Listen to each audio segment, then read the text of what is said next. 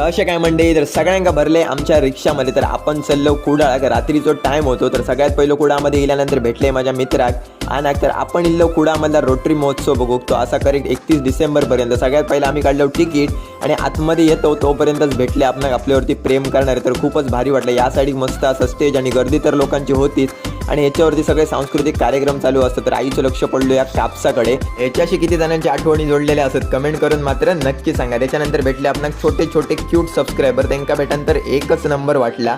नंतर आम्ही या साईड असा ऑटो एक्सपो सेक्शन, ज्या साईड सगळे 2 व्हीलर 4 व्हीलर वगैरे असत. तरी असं अमित माझा फ्रेंड तो असा सुझुकी शोरूममध्ये.